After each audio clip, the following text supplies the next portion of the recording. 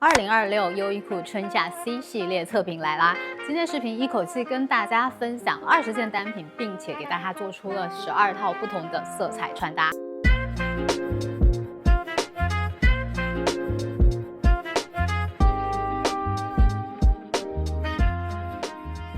那2026春夏 C 系列呢，整体主打的还是城市机能风，更偏实用向的一些个单品。但是跟往年比起来，稍微有点不一样的是，今年设计师 Claire 在整个系列里面呢，加进了非常多浓郁鲜艳的色彩。那这一点呢，也跟我们的流行趋势预告里面提到的，今年整体的流行色会更明艳是不谋而合的。我会把今天上身的所有单品尺码链接都整理好，放在视频下方的信息栏里。那首先第一套呢，就是这一整套牛仔套装，整体的不管是从廓形、颜色选择方面来讲，会比较偏大牌的。它总共是有3个不一样的颜色，白色、原牛色以及一个浅蓝色。那我入手的呢是这一套原牛色，可以更好的去跟红色单品有一个碰撞。咱不是老话说嘛，自古红蓝出 CP， 我觉得这一套是完美的诠释出来了。他说是牛仔衬衫，但是其实整体的面料来讲会更加的挺阔。袖子的设计呢，比起修长版型呢，它其实是做了一点点弧度在里面的。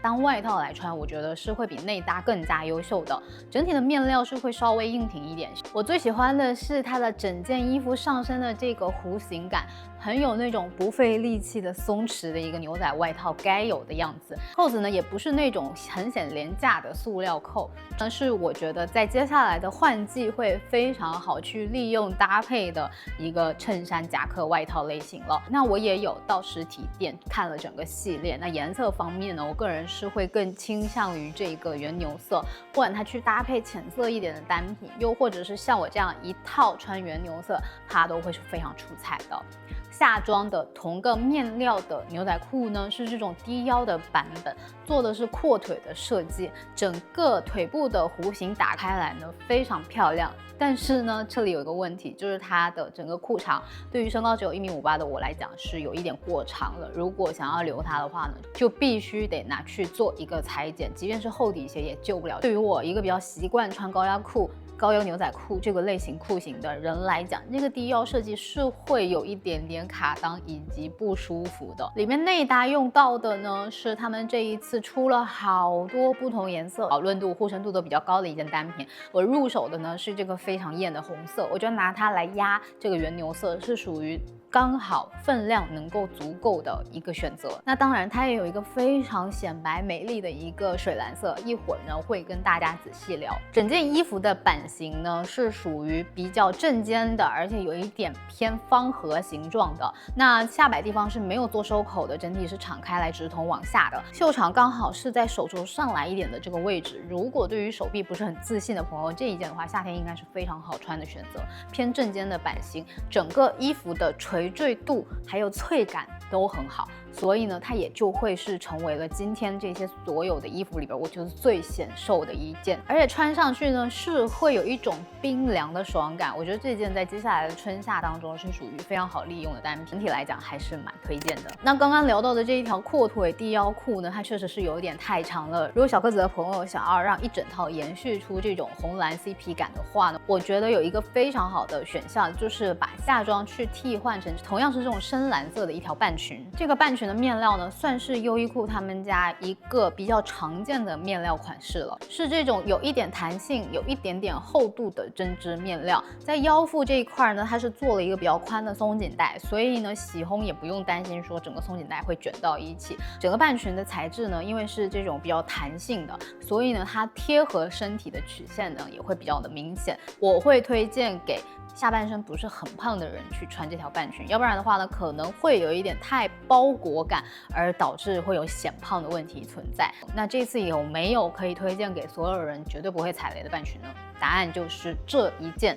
醋酸半裙。那这个面料材质呢，也是属于优衣库常规线会出的一个半裙，但是今年它放到 C 系列之后呢，整体的版型稍微做了一点点改动。比起我之前推荐过的这一款丝质半裙呢，它整体的飘逸感是会更多的，而且我觉得它会更适合下半身比较丰满的人。腰部这个地方呢是做到了一个松紧，下摆呢是有点像美人鱼尾巴一样往外敞开的，面料给的稍微多一点，所以你在走动的时候，包括转圈圈的时候吧，你就能够感受到由面料剪裁多片拼接而成带来的这种充盈感。还有一点让我觉得非常有意思的设计呢，大家最容易担心说啊，可能穿这种比较贴的半裙会有问题的地方，它其实是多给到了一块这种布斜切坠落下来，做成了一个类似半遮半掩屁股后边的一个形状，能够很好的去修饰我们的臀部线条。那我这次入手的这一条是这个深咖色，它整体在阳光下面呈现的这个折射感非常的高级。我直接去配上了一个同样面料的短袖，就这么一套穿，属于是在夏天很舒服，不用担心走光，不用担心你活动的一个范围受限，但是呢又能够极大程度的去展现整个的优雅。你再配一个包，别人都不会觉得这一套是优衣库的。包括衣服呢，它整体的版型做的也是非常的简洁大气的直筒的 box 型的上衣，它在下摆呢也是没有做任何收口，整体的袖子做的是这种半袖，对于各种手臂条件我觉得都能够有一个非常好的修饰。这个巧克力的半裙我真的非常的喜欢，所以我用它同款不同色，用这个非常淡的薰衣草紫去给它做了另外一套穿搭。那搭配到的上衣呢是这一件他们家的一个圆领的鼠尾草绿的一个卫衣款。这个卫衣的话，它整体的版型是呈现了优衣库他们家那种比较经典的圆领卫衣款式，袖子呢是有给到一定的放量，但是不多，整体是偏短款形状的，所以我觉得它拿来搭配下半身是这种裙子的飘逸感呢，就有个很好的结合。那同样的材质款式呢，其实是大家可以根据自己适合的颜色去做一个搭配。既然是穿搭颜色示范呢，我就想给大家上一点比较不一样的颜色搭配组合。那这个鼠尾草绿去配上淡薰衣草紫，是不是有一种很不一样的感觉？但是又好像蛮好看的。这里呢给大家放一个对比哈，那像这一套的话呢，如果你只是单纯的把上下两个颜色放到一起，中间部穿插这个白色打底的话呢，是不是效果好像就差了这么一点意思？所以有些时候其实如果你担心这两个颜色它放不到一起的话呢，用一件白色打底做一个过渡，露出一些边边，它就能够很好的去完成可能你担心的上下色块连接不均匀的一个问题。像这一套的话呢，如果单穿你觉得整个太优雅太温柔的话呢，其实可以拿它去配上这种多功能的夹克。那像这件夹克也是我觉得这一次 C 系列蛮值得入手的一件单品，它总共是有3个颜色，我觉得最推荐的还是我现在上身的这一款棕色。棕色当中它其实是带有一点点绿调，能够很好跟里边的内搭有一个呼应，而且这一件的话它相当于是一件软壳的外套了，是用到了这种防水的材质，而且还能够防风。中间腰围这个地方呢有做了一个抽绳的设计放在了里面，所以外面来看的话就不会有多余拖沓的一个绳子露出来。整个前面正大身的部分是有上下4个大口袋，内里跟外里就是这样薄薄的一片，随便塞到哪里临时需要拿出来穿的时候非常好的一个选择。它还有一点设计我觉得蛮巧妙的，是它在衣服两侧的下摆都有给到一个拉链，属于是如果你想要它整体的廓形开得更开的话呢，就可以把这个拉链拉起来。唯一一点就是我觉得它作为一个功能性外套吧，就是它没有给到帽子这一个选择，会稍微的让我觉得有一点点遗憾。而且呢，我发现这一件多功能夹克外套呢，拿来去搭配这种水蓝色的一套3D 针织套装，也是出乎意料的好看。那里面内搭到的这一套3D 的针织套装呢，其实是我还蛮犹豫的一套，我很怕它这个蓝色会有一点图文不符的感觉，但是到手了之后发现它这个蓝真的非常的温柔，而且很显白。其实这一件3D 针织半裙呢，它有一个官配是这一个粗肩带的，但我觉得这个背心呢其实是还蛮挑人的，所以我转而去给它搭配到了这个针织的短袖。那这个针织的短袖上衣，因为整体做的是偏 box 直筒的一个形状，它不会把我身上一些比较胖的地方都露出来，反而会有一种很显瘦的效果。这一件3D 的针织半裙呢，它会比刚刚分享到的那件深蓝色的半半裙要再更薄一点，更适合夏天穿，整体的料子会更轻盈一点，而且可以明显看到它是这种竖条纹的一个版型，上身的贴合度很高，腰腹这边给到的是一块平整的松紧带，因为它是这种3D 针织的一个手法嘛，所以它就能够很好的跟我们身上的所有线条进行贴合，也会更凸显曲线。是这个水蓝色真的调得很好看，很温柔，是属于今年春夏很值得去尝试的一个新色。所以我觉得如果身材曲线跟我差不多的朋友们，这一套绝对不要错过。那像他们家这个卫衣系列，之前就有跟大家分享过，这条下边有收脚的这条卫裤，再加上一个卫衣，属于是非常好穿的选型。那我觉得像卫衣卫裤这一类单品，想要让它穿起来不廉价不凌乱的话呢，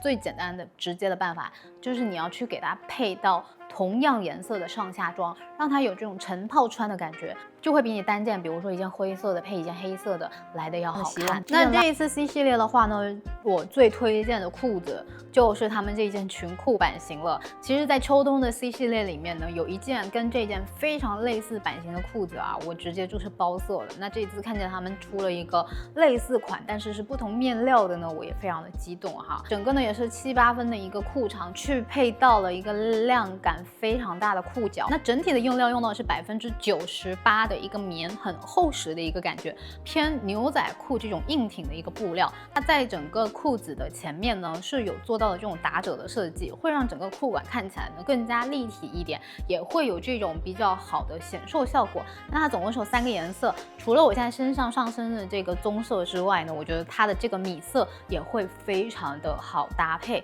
我拿它呢去搭配上了 C 系列这一次出的这个红色的卫衣，这个红呢是有一点点偏复古红，稍微暗一点点，拿它去配上这个棕色呢，就有一个很好的呼应效果，就属于是随便穿一套，但是每个单品呢它都蛮有时髦感在里面的，就会很容易穿出彩。这一件的话呢，就属于是整个系列里边我最推荐的。接下来的话呢，是一条这种有一点宽的茧型牛仔裤，我在下单前其实也是属于非常期待的那种，但是呢，收到手之后我发现，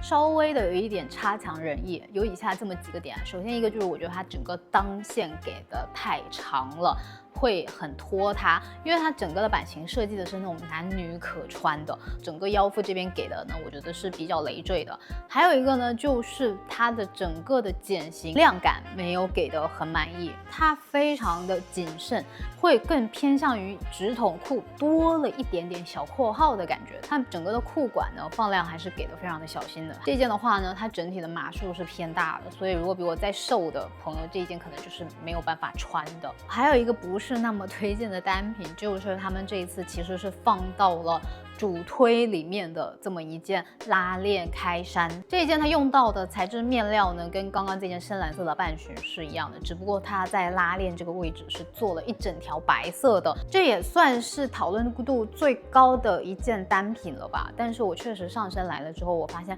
普通人真的很难给它驾驭好。如果非要选的话呢，最好驾驭的颜色可能就是这个驼色，像官配的这套红色，再去配上浅驼色的一套西装。说实话，我觉得如果不是那张脸的话，真的会整套穿起来会很灾难。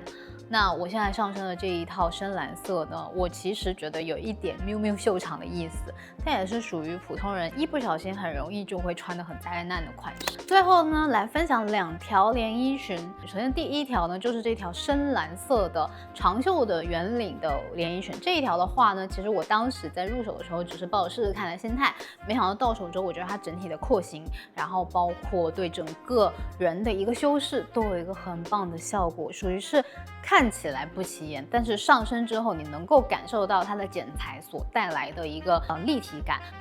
整个肩线这边做的是一个比较正肩的设计，有给到半身的一个扣子。腰腹这边的话呢，用到的是一个腰带去做了收腰的设计。我觉得它整体剪裁最妙的点就是在于它裙子的下摆做的是有一点点像一个花苞形状的下摆，非常惊艳的一个款式吧。然后它整体的面料是这种偏功能性的面料，就是有一点防泼水的感觉。那还有另外一条连衣裙呢，也是属于剪裁非常优秀的一条如果你只能入手一条的话，我会更推荐这一条。我选的是这一个浅驼色，那它整个的优点大概就是它的剪裁了吧。它其实是通过了几根鱼骨状，然后把面料拼接在一起，最后呢在腰这边形成了一个漏斗的设计，下摆跟臀胯这边又给你打开。裙子的下摆呢是有一定余量的，所以转圈圈起来呢也是蛮好看的。那腰这边通过拼接裁剪不同的面料到一起呢，它整体对于整个腰腹的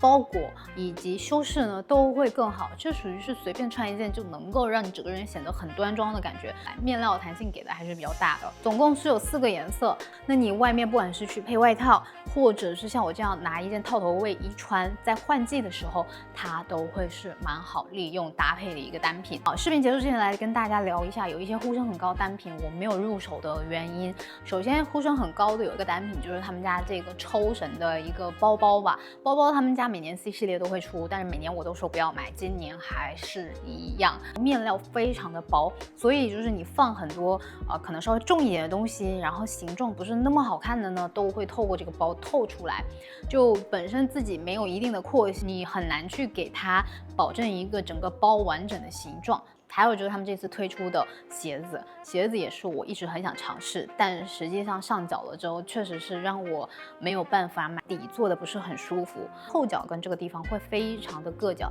另外一款呢，就是这个乐福鞋款式，乐福鞋在今年呢也是会是一个回潮。之后鞋子流行趋势视频里面也会跟大家仔细聊上面的鞋面跟下面呢是有一个非常明显的一个分层，材质上面的一个不统一，会让整双鞋子看起来比较的廉价。还有一个呢，就是我觉得它上面的这个皮质吧，整个呈现的感觉就是那种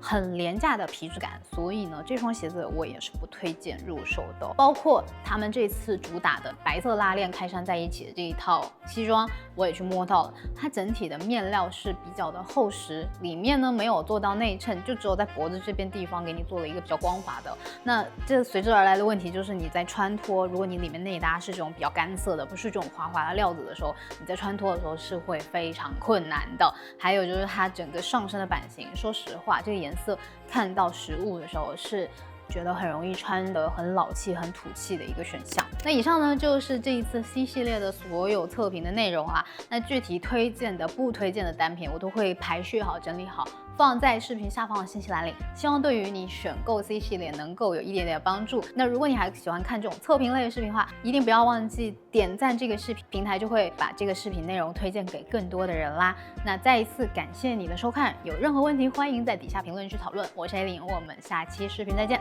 拜拜。